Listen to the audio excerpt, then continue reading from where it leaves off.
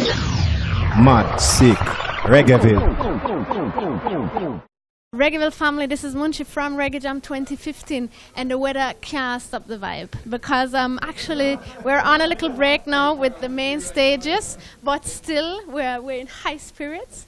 And I have the wonderful pleasure to have with me Mr. Junior Kelly. How are you feeling? Under the circumstances, I'm great. I'm great. I'm ready to go. Yeah.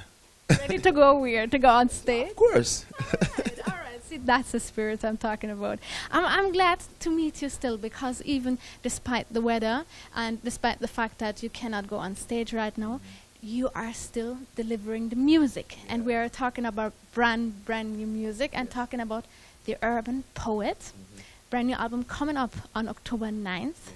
So what can we expect from that album? Because 2 songs have leaked previously, No Dig It Up and Mile in My Shoe. They have an acoustic vibe, nice acoustic guitar percussion. Yeah. Is that the style that we can expect for the entire record? Or tell me what's coming. Well, an Urban Poet is a totally different Junior Kelly. It's a Junior Kelly that was hidden for a long time. I can't even go as far as to say it's a Junior Kelly that was suppressed. And I'll tell you in what way. I wasn't able to express myself creativity wise, you know, artistic wise enough, because when you're working with people who don't think outside of the box, sometimes as producers, they tend to want to pigeonhole you into a particular way of doing things, and you become one-dimensional instead of, as an artist, free to express yourself and be multifaceted and use that God-given talent to express yourself in ways that even yourself you're amazed. You know, you must always try to experiment and push yourself in many different ways. And with Air Vibration, you know, they gave me the opportunity I've always wanted. Yeah, to be able to be a part of the whole creative process, not just writing a song, but how the development of the rhythm how it should sound like, how it should feel like, you know. Yeah. Nice. You mentioned them already. Ira Vibrations is the producers you worked with for this album. How have you first met them, and how did you decide that, okay, these are the producers that I want to put this record out with? Well, it's so funny. I was on tour in 2013, and I met them in Austria, way out in the way up in the mountains. There was a festival way up, and it was they were playing also, you know, and they stayed back to watch my concert. And so I consider that flattery, you know, and I was humbled. And they were waiting in my backstage, and my manager at the time introduced us, and I invited them in my trailer, in my dressing room, and then we start going over, you know, productions, and how can we move from there and start doing some work together. But music for me is spiritual, so the connection that we made in the dressing room at the time blossom into exchanging of numbers and Skype addresses, and we continue, you know, linking and talking over months until I got the first track in February of 2014. So I started to work on the album back then. But the thing is, the beauty about me and these guys, Cyric and Professor, is that I realized that what they have to offer is what is not out there as much as it should be, and it's a pity because the music is so rich. What I mean is the level of production, that the quality of production, the time, the effort that goes into making a rhythm and making it sound beautiful, and the time and the strategy to promote such music. You know, it's not there in the music as it should be, like once upon a time. So and that's one of the reasons why too I am not out there as much, because I don't like the mediocrity. I don't like to shortchange my fans, our potential fans, about the quality of this wonderful thing that I'm a part of, music, you know. And so for that reason, I kept writing and I kept researching and experimenting and waiting on the the proper producer who see eye to eye with the artist in terms of quality and texture, and also an individual who I see eye to eye, or individuals who I see eye to eye with in terms of thinking outside of the box and giving ourselves the opportunity to incorporate other stuff in the genre of reggae, you know? So, yeah. And speaking of that genre, because somewhere I read that it was entitled Motown Reggae. It's more reggae. More reggae. It's more reggae. Yeah. So what is more reggae? How can I imagine that? Okay, as an artist, as a creative person, we don't think in terms of money. That's where marketing people comes in, and that's where the business aspect of it. You just create. An artist paints, an artist writes songs and performs songs, and hopefully, because we write from the art, from here, you know, not from here. So, and sometimes what you're feeling, what you're expressing, sometimes is before its time. You know, it doesn't mean it's not going to eventually be accepted, but so in that sense, more reggae, as I call it, is incorporating different styles, and it's kind of tricky in the business sense, which most creative persons don't dabble in. In the business sense, it's doing something that a reggae artist in a genre with a core audience. A lot of business-minded people, which is in the department of marketing, who might say you have to be careful. Might be careful, or you change it up too much, too drastically. You might lose your core fans and blah blah blah. Yeah, that's a risk and a chance I am willing to take. I believe in this product. I believe in myself, and I believe that my fans are expecting me to do even greater than I have been doing over the years. You know, and with that, I know that they are going to love what I'm bringing to the table. One, because it's not out there from an artist like myself, because you have listened to Marlon Machu and it's totally different. And there's many more tracks, which is of a different nature, you know. Not necessarily is a reggae person doing the songs, but it's not necessarily a reggae beat, so to speak.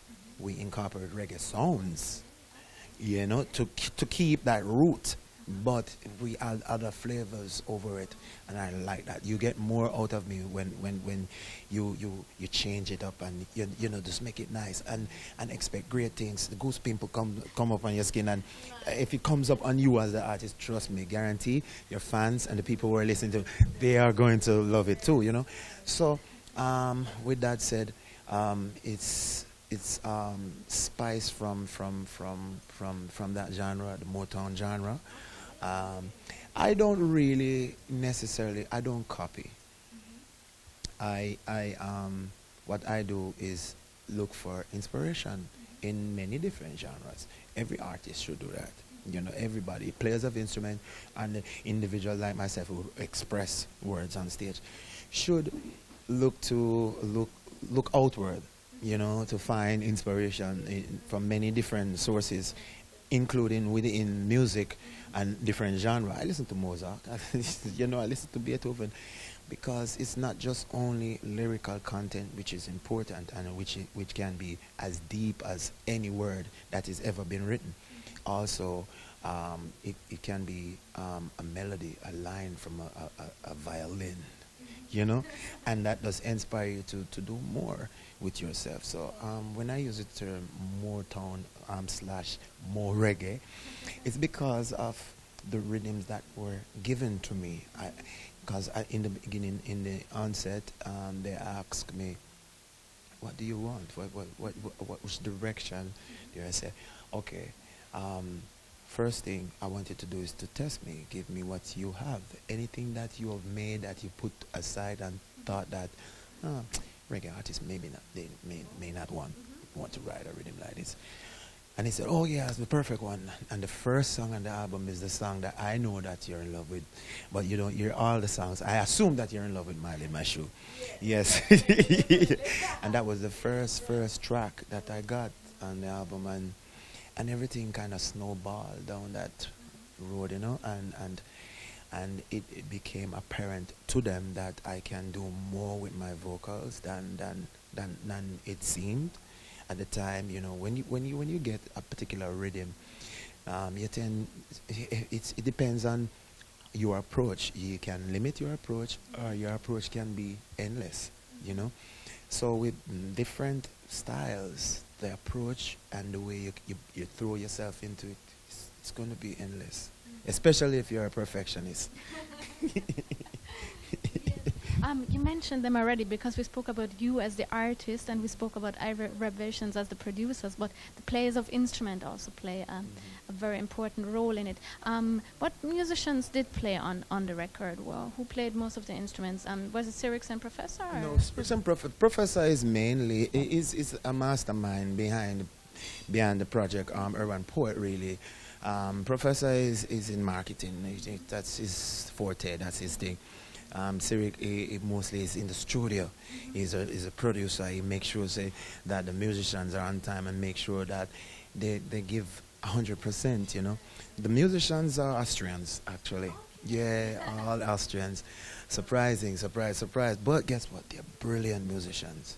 And it doesn't matter where you are in the world. If you're a beautiful musician, people need to hear you. Yeah. You need to have a platform to express yourself, you know. The guitarist is called Luca. Well, I did 2 videos while I've spent 7 days. I'm leaving from Vienna to come here. So I've been there for 7 days and I did 2 videos. One is for Power to the People and the other one is for Everybody Needs Somebody. And I met all the members, all the players for the first time, you know. And Luca is the guitarist. And Matzel is the keyboardist. And Paul is the drummer. And Chris is the bass player, you know. And, you know, the thing I have to really emphasize and say on camera, on air, is that there is such a thing called the Bob Marley effect, and I'll tell you what the Bob Marley effect is. I don't even know if they really study that and then apply it to themselves where they are in Austria, in Vienna. But I call the Bob Marley effect is Bob Marley purchased 56 Oak Road from Chris Blackwell. He makes sure every band member has a room there. They play football, soccer every day. They cook food, and somebody have an idea wherever while sweeping up the yard or playing football, and they say, "Yo, Bob, catch this idea," and them just run in the studio and create based upon that. That's chemistry, and you can't buy chemistry. What they have done, I think, what they have stumbled upon is that family vibe Bob Marley effect. The graphic artist is a block away. The cameraman and also, which is Daniel, the cameraman and the editor for the video, he lives next door to Cyrix, and the photographer who took the pictures for the album cover, is 3 blocks away, you know. So, and the studio, Cyrix live in the apartment, and the studio is in the basement, and every day in the evening after work they gather. And they talk and they share things and share ideas, and I was in that atmosphere for 7 days, and it was wonderful. It was beautiful. It is something that is missing from the music, and I don't know if it's something that they say, this is how we're gonna do, like it's a strategy, or it is something that they stumble upon. But the end justify the means. It doesn't really matter how they came about doing that, establishing that, but that's what is happening, and that's magic. And I feel the energy and the vibe, and it was a wonderful experience. I never wanted to leave, because that's something I also miss myself in my neck of the woods privately. That's not there. And when these guys all have pets, you know, it's cats, dog, you know, and that's a beautiful way to share love too, you know, to care for an animal. And so, listen, man, and then when they apply that love and that unity, you know, I call it Bob Marley effect. And when they go inside the studio, they always play from their heart. Always play from the heart. And anybody, anywhere in the world can know when somebody play from the heart or sing from the heart. You know? But I'd like to share one of the songs with you. You want to hear it? Yeah. Pim. And they can join in anytime, man. The choir man me depend here in a virgin. Wait, should I just No, stay right. All Stay right, right, all right. in the I'll be middle. the Start off. microphone Yeah. holder. 1, 2, 3, 4. Buried treasure serve no purpose. Oh, for company there is no substitute, yeah. Got everything as long as I've got you. And when I'm homesick, I run to you, yeah. Everybody needs somebody in their lives. Everybody needs somebody in this time. Everybody needs somebody in whom they can rely. Everybody needs somebody to help them fight the fight. Emptiness without no reason. If you sell me out so doggone easy. What a shot wasn't prepared for. You were someone I used to get up and care for. Well, no one knows what the future holds. I get mine and you get yours. Who care the most, always hurt the most. Who give their hearts, always get it broke. Everybody needs somebody in their lives. Everybody needs somebody in this time. Everybody needs somebody in whom they can rely. Everybody needs somebody to help them fight. Well, I no come for judge no man, keep my heart clean. Please just don't make me grudge no one. Reach out and touch someone instead of spread hate. Please just love someone, can't diminish. Growing gets so strong. Yo, the union, the joining, I feel the bond. Hey, yo, it's good to get together, reminiscing on the places where we coming from. Everybody needs somebody in their lives. Everybody needs somebody in this time. Everybody needs somebody in whom they can rely. Everybody needs somebody to help them fight the fight. No matter how strong you are only one person. Everything in your life so far, take it as a blessing. Everybody needs somebody in their lives. Everybody needs somebody in this time. Everybody needs somebody in whom they can rely. Everybody needs somebody to help them fight the fight. Everybody needs somebody in this time. Everybody needs somebody in this time. Everybody needs somebody in whom they can rely. Everybody needs some to help them fight the fight.